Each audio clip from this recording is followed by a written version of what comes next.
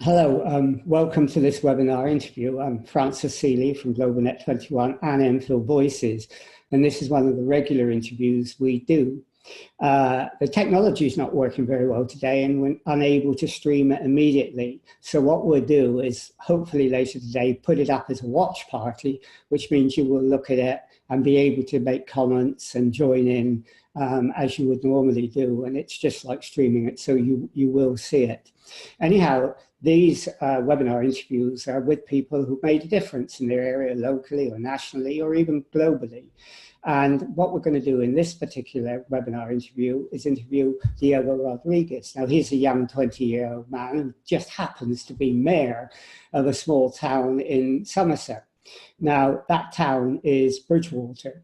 Now, I ought to declare an interest, a bias, first of all, and that is Bridgewater is my hometown. It's where I spent my first 22 years of my life. So I know it quite well. At least I know it how it was. And maybe, Diogo, thank you for joining us. We could start by you telling us a bit what Bridgewater is like now in the modern 21st century. Well, at the moment, Bridgewater is very busy, mainly because we've got the new Hinkley Point site being built around the corner, which is bringing lots of investment into Bridgewater. But it's a vibrant area. It's a very, for Somerset, it's quite a multicultural area. I would say it's the hub of multiculturalism in Somerset, not compared to Enfield or anywhere near London, like where you are right now. But it is. And it's really diverse. There are lots of wonderful little communities in Bridgewater, lots of fantastic groups and voluntary organisations that really keep Bridgewater going. But yeah, it's just a little bit busy at the moment. A lot of construction going on here and there, but it's a growing town and it's a town to be in Somerset at the moment. And it's a town, isn't it, with a great community spirit. I mean, there must be more voluntary organisations involved in community and arts than almost any other town. It's operetics, it's dramatic societies, and it's wonderful carnival. Yeah, Bridgewater is known mainly for its carnival, its home carnival, the biggest carnival of its kind in the UK, held in the coldest month of November. Normally you think carnival, you think February, you think Brazil, samba, but it's not quite the same. It's a carnival. And yeah, there's lots of art. Carnival is embedded in Bridgewater, really, embedded in the people of Bridgewater. And that brings about, great community spirit, because it's involved with lots of clubs, different clubs that have homes at different pubs. And it just keeps community going. It runs all year round, old people, young people, all people from all sorts of backgrounds with families that get involved. I mean, in fact, it's the biggest winter carnival in the world. I think it takes about 2.5 to 3 hours to go through, and it's based upon local groups, local pubs, local voluntary groups, and so on. So you've got to know that, because you weren't originally from Bridgewater, were you? You actually came from Madeira in Portugal, and you came to London first and ended up in Bridgewater. Do you want to tell us about what happened and how you ended up in Bridgewater of all places? Sure. So, like you said, my family's originally from Madeira in Portugal, and they moved to the UK when I was just one. So 27 years ago now. And we grew up in Camden, actually, for 10 years. Grew up in Camden before moving over to Essex. Now, we moved to Essex because parents thought it would be a bit safer than London, because they saw it getting a little bit rough where we were living. Lived there for 10 years before my partner and I decided to move down to Bridgewater in Somerset. Basically, we wanted a bit more peace and quiet, because we were so fed up with the bustle and busyness of the southeast. And his mother lives down over in Bridgewater. I've been to visit a few times, seen carnival, and I thought it was an amazing place to be, right in the middle of the countryside, but with everything around you. And so we're here. We've been here for about 5 years now, actually. Yeah, I wouldn't say Bridgewater is the greatest place for peace and quiet, because it's pretty vibrant, but the countryside around is fantastic. So you came to Bridgewater. What made you want to go into politics and then become mayor? I think growing up, we grew up in a council estate in London. And so I always felt a bit disadvantaged, or not like the others, if you like, in growing up. And then in my head, I remember walking around, walking to school in the mornings, and then you'd see homeless people on the streets, and that just really stuck with me. And seeing this poverty kind of made me feel like you know, why are we living in a world that has poverty, where some of us has a roof, where I've got a roof and others don't? And I think that just stuck with me growing up, and me seeing all this injustice around me kind of just put something in me saying, you know, I really want to try and do something to make people better off or whatever. And that's what it was. It was actually by accident that I became a councillor. It wasn't something that I tried to do. It was, I recently moved into Bridgewater, and the local party had contacted me. I contacted them saying I wanted to get involved with leafleting and stuff like I'd done in Essex. And they contacted me saying, actually, we've got a vacant space in one of the seats. Did you want to put yourself forward for it? I said, okay. And I got in. So it wasn't even by really wanting to. It was standing in as a help and doing it. And I've loved every moment of it. And then I got elected as town mayor last May. Well, that's a big journey from being elected a councillor last May and being a mayor this year. How did that happen? I became a councillor in 2015, sorry, but last May got elected town mayor. I put myself forward because I wanted to engage with a larger group of people, a different demographic, and the way I'd always seen it is mayors traditionally, and although nothing wrong with it at all, but traditionally be much older people in Bridgewater anyway, and much older people, and everyone was always doing the same thing, you know. And I wanted to do something different. I wanted to reach out to younger people predominantly, and even in my head, I thought even if young people just notice and say, "Oh, there's a mayor," as long as they've heard that word and they notice that there is such a role, then that's perfect. And you know, that's great enough for me. And that's what I wanted to do: engage more with people, make people realise that there is a mayor, and try and get people engaged a little bit in civic life. And I like to think that I've accomplished that a little bit. And through social media as well, where I've been doing a lot on social media, we've been able to reach such a large group of people that we wouldn't have done otherwise. So it's just been brilliant. But you've always been interested in youth projects, haven't you? That has been one of your interests on the council, and you were interested in youth grants and so on. And that's something that really has inspired you to work with the community. Yeah. Well, these last few years, we set up a youth grant system. We didn't have one, but we set up the town council, set up a youth grant system where we're given £10,000 to different organisations, different youth service providers in the town. And it's really good because not only does it invest in our young people, but it also shows people that there are things for young people to do, because sometimes a lot of the talk is there's nothing for our young people to do in Bridgewater. Actually there is, but sadly there's not anywhere where it's nowhere good enough where it's promoted. So this is a way of promoting the groups that are out there, and also encouraging new groups to form in Bridgewater to provide a service to young people in Bridgewater. So we've done that recently. We've kept that going 2 years, and we've agreed to do it for a third year next year, which is just brilliant news for me. And also we set up a youth council. We didn't have one in Bridgewater. It's the norm among many councils, not all, but among many councils up and down the UK.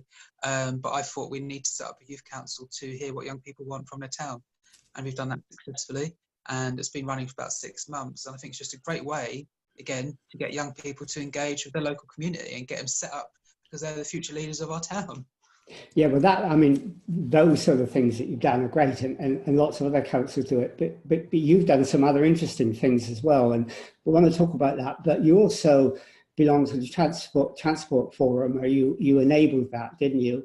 And is that one thing that inspires you to think we've got to engage with our communities in a different way than we do normally? Yeah, I must say, I'm not going to give all that credit to myself, I must say.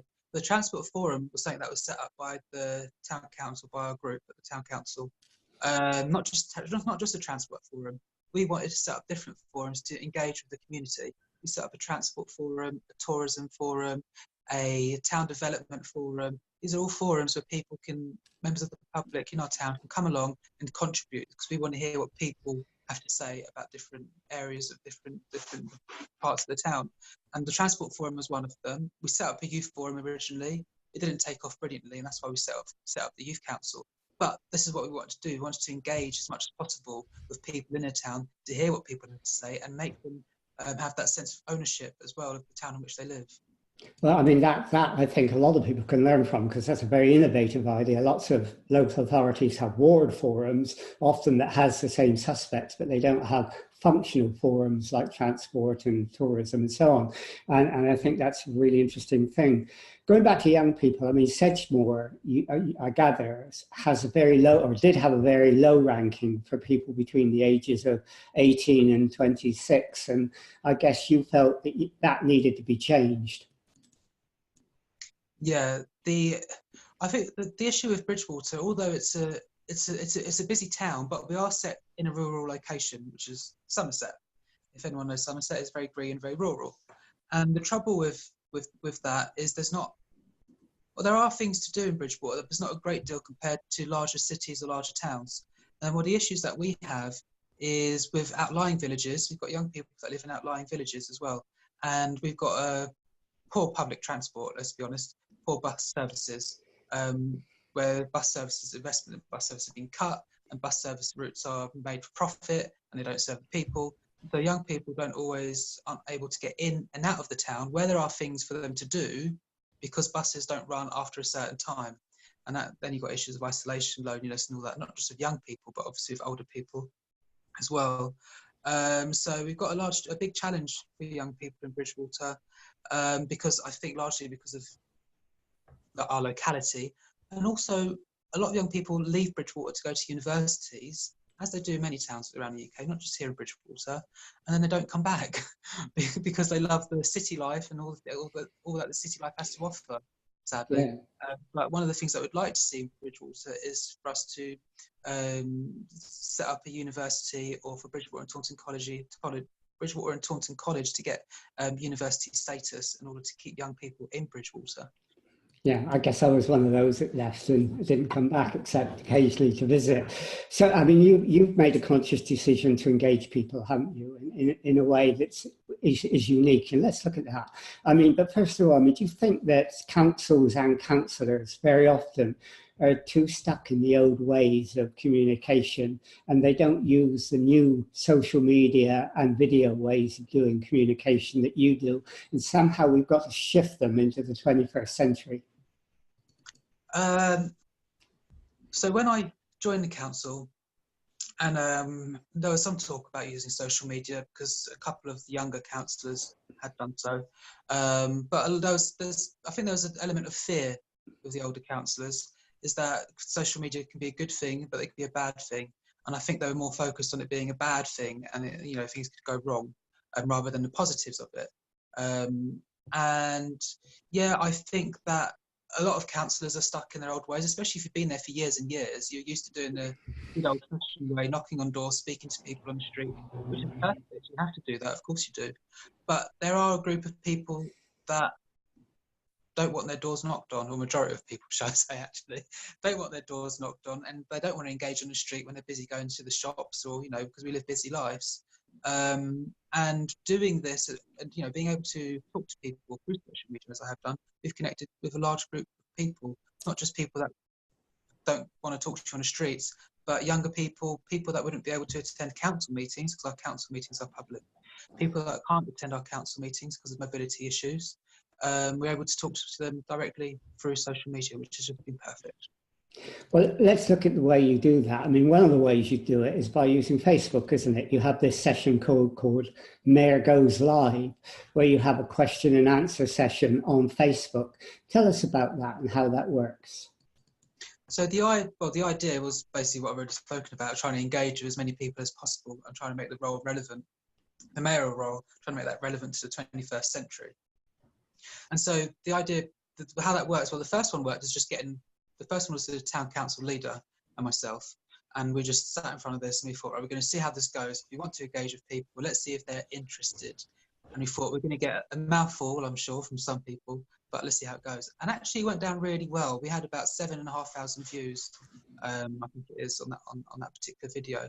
And that's 7,500 views that we wouldn't have had talking to people on the street. So it was wonderful. And so because it kicked off well, I've carried it on with different people, not just councillors. The councillors ones are normally just general Q&As. Let's hear what you've got to say, any questions. If we can't answer them, we'll direct you. But also we've had different representatives. We had the local police sergeant come on and talk about policing in Bridgewater, which was really important and a hot topic actually, because we had a few issues with antisocial behaviour, as I'm sure there are all around the UK. We've had a member from the Transport Forum come along, talk about transport issues in Bridgewater. Most recently, the other day, we had a youth council member come along and talk about young person's perspective of Bridgewater and answering questions. So yeah, about tackling different subjects in each different session, what people have to say about those particular subjects, and yeah, just engaging as much as possible with the public through that channel. So do you sort of like chair these meetings, answer the questions or put questions to the people you invite on? Well, normally, it varies actually. Most of the time, it's normally a general conversation between myself and the guest of the day. And we encourage people to ask questions based on what we're talking about, and then we answer them as we go along. And that proves really well. But sometimes we occasionally ask a question, what do you think about this? If we're talking about something and we want an idea or suggestion, we'll ask, what do you think about this? And people can contribute in that way. But we try and answer, people can comment and answer and ask questions during the live video, and we pick them up as we go along, and we respond to them, or as many as possible. We can't always get through all of them because we've also got a lot to talk about. But as many as possible, we try and answer as we're going along. And how do you sort of disseminate this? How do you share it to various groups? Are there a lot of Facebook groups about Bridgewater you can share it with that people can watch on? Yeah, so I've got my mayor's page that I set up, which was originally my councillor page, but I changed it to my mayor's page, and that's got about 4,000 followers on there, and so that gets quite a few views on there as it is. And we also share it to the different Facebook page, local community pages, Bridgewater Matters, Bridgewater Past and Present, Bridgewater Bullet, Bridgewater Really Matters, you know, all these local pages, and just try and reach out to as many people as possible, and it proves successful. So do you, I mean, councillors very often that I've talked to, some of them are really afraid of you doing that on Facebook, because the one thing they're afraid of is abuse. I mean, do you get people that really want to have a go at councillors and get abusive? And how do you handle that? And how do you reassure other councillors that it can be handled and they don't need to be afraid? Yeah, the first one that we ever done, I was a bit fearful of it as well, because it never been done before. And the first one, we got a lot of people complaining about different things. But as we went on, the more we've done it, the more constructive our sessions have been. There's been less complaining and more conversations with people, which has been really great. I think the trouble with social media is you're always going to get people, or a minority with anything in the world, a minority of people that will be negative or will say things that aren't very pleasant to you. But I suppose the way I see it is you've got to brush it off. Because when I first became mayor in Bridgewater, I got tons of abuse on social media and from local people calling, you know, racism, homophobic comments, all sorts of things, and it really hit me. But there's a bigger positive. There are a lot more positive comments than there were negative, which is brilliant. And yeah, I suppose you've got to take it on the chin and just move on.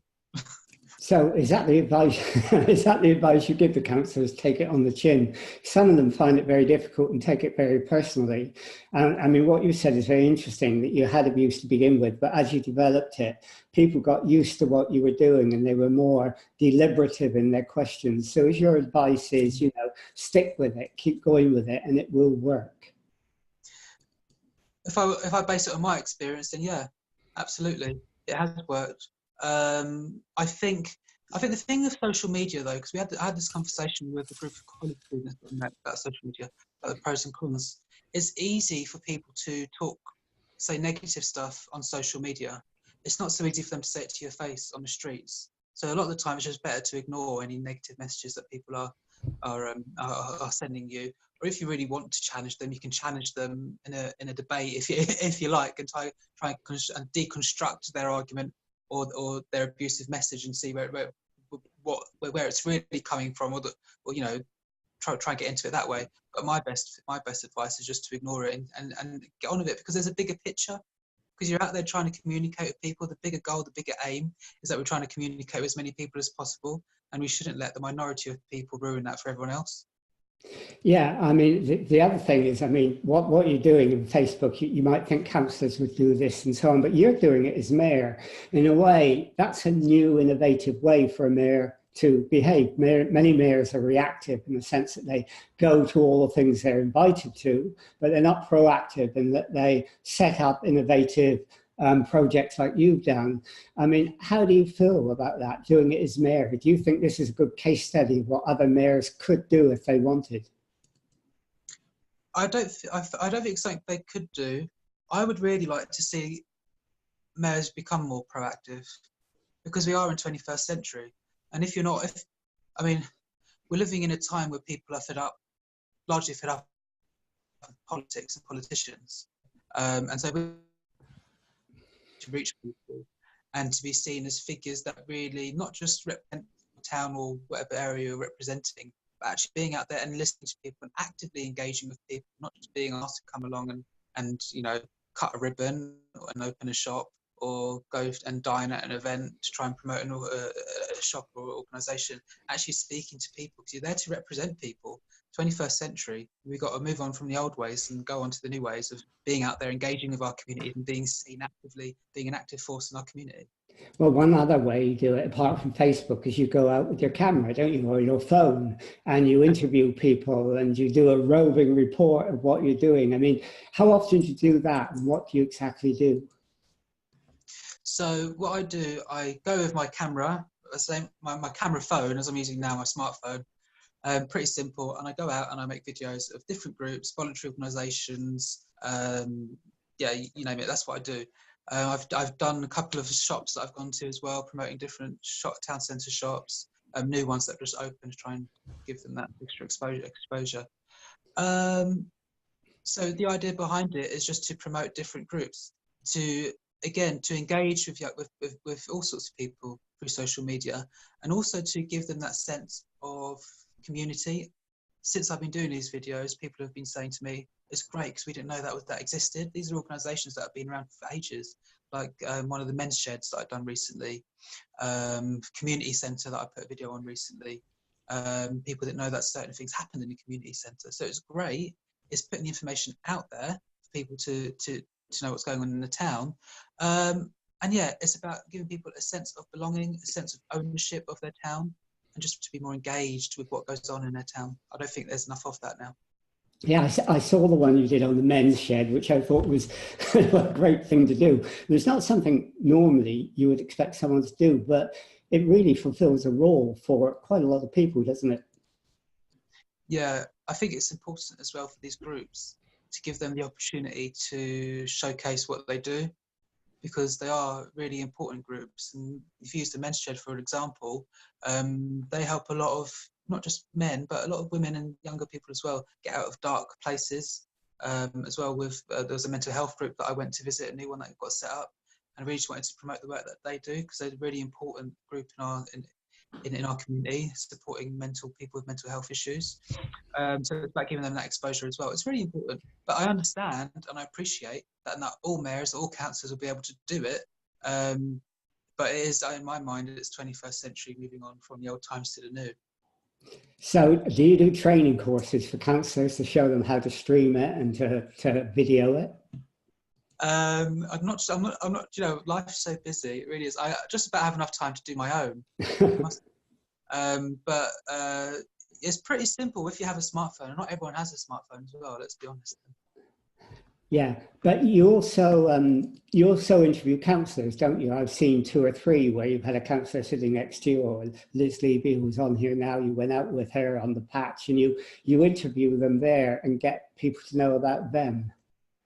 Yeah, so one of the ones I've done recently was with one of the local councillors in the ward, in the ward they represent, in the area they represent. And the idea behind that, and I've got 3 of those, I've got 2 more coming out before the end of mid-March, yeah. And the idea behind that is to give people an insight into the area in which they live. Again, we did one on this ward called Wyndham, and a couple of the comments were, oh, I didn't know that we lived in Wyndham. You know, people don't even know what ward they live in, which is normal, but you know, it's just about making people aware.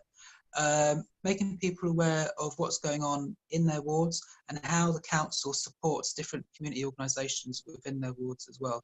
And also the other important aspect to it is for people to get to know their councillor as well, which people don't know. And because councillors, just like me and other councillors, we're normal human beings, and about getting people to recognise their councillor and appreciate that they are human beings as well.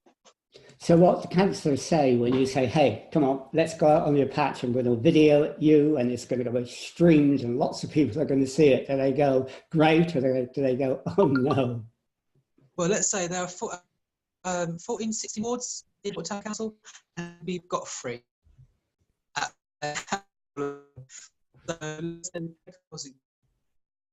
think it's making people on their wards, it's giving people a sense of ownership, building that sense of community which we've lost. I think once upon a time was so much greater, and to me it's about building on that. And I think the videos that I've done with the wards, one of them's gone out already, 2 more yet to go, and I think it will really help build on that. And if more councillors can do it, then even better. Yeah, I think we lost you a little bit then. I think the internet got a bit sort of shaky, but I think it's okay.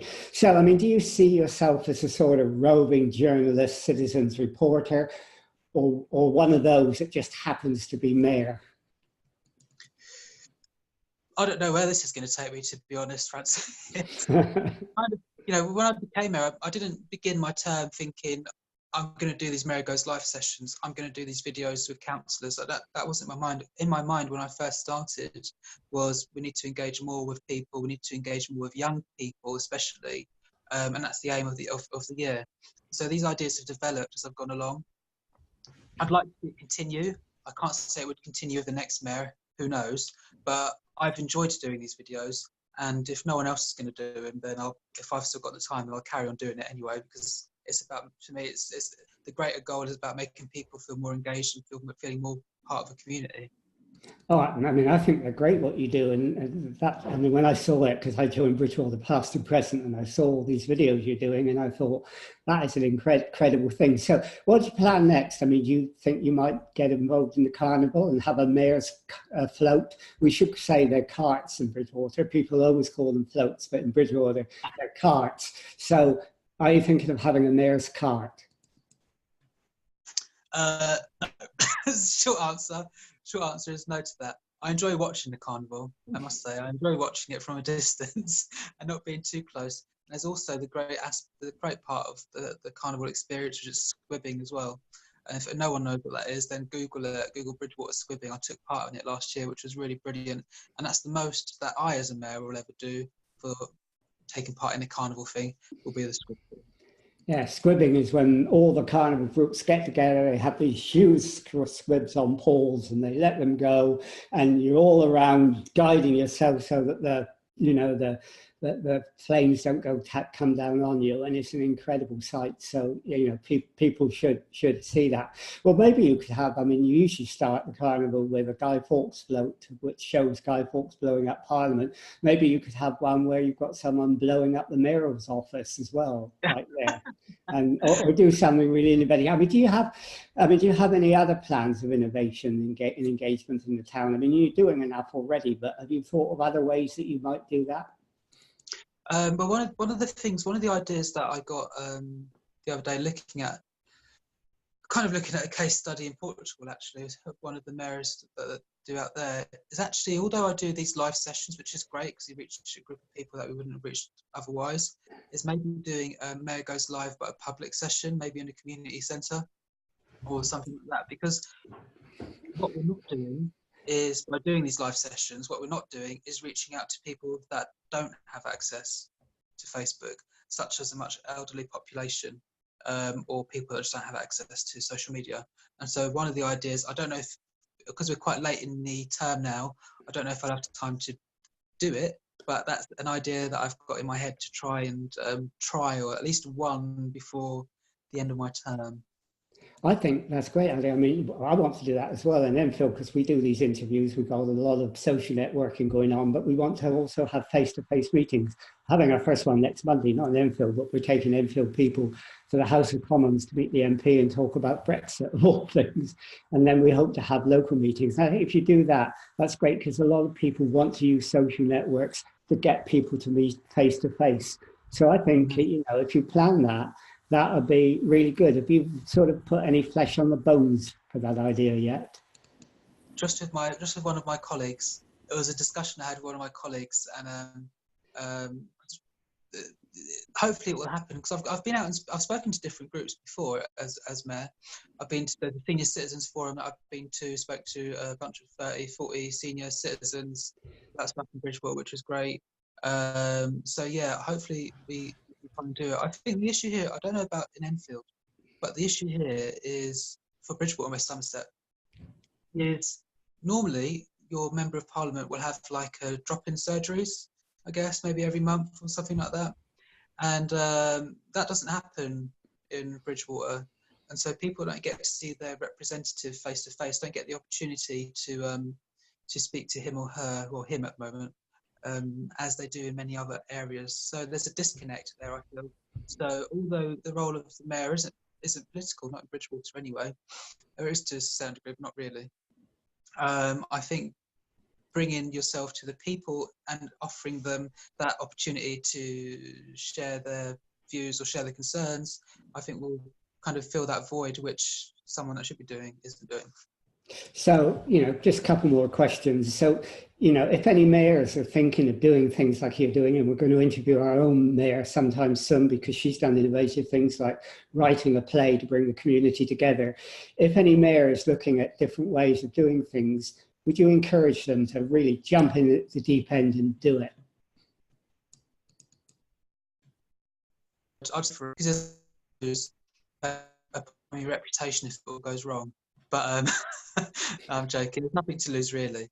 It's just give it a go, because you've got the opportunity to reach out to so many more people. And when we're living in a time where politics is so divided and where communities are so divided, generations are so divided, it's one way of bringing people together is actually by communicating with them and bringing a large audience online together to try and debate the issues that we have going on in our groups and society. Okay, so finally, if anybody wanted to know more about what you were doing and get advice and encouragement, how would they get in touch with you? You can contact me through the Mayor of Bridgewater page, Mayor of Bridgewater, Councillor Diogo Rodriques. You'll see that on there. Yeah, that's probably the best way to do it. Just message me on there and I'll reply to you. Okay, well, thanks very much, Diogo, for doing this interview. I mean, it's been really interesting, and you're doing some really exciting things, which people, I think, will, be really interested in watching and replicating as well. So I think it's really good to look at councils, mayors and councillors who are doing different things to engage with their council and have the freedom to do it. So thank you for doing it, and thank you for telling people about it. And we've recorded this, and we're going to set this up now as a watch party on Facebook on various groups, and you can do that on the Bridgewater groups as well. And hopefully we'll get a lot of people to see it, because then they can pass in comments, and I'll be there as well to reply. So thanks for doing this, Diogo, and good luck in the future. And we'll end this interview now.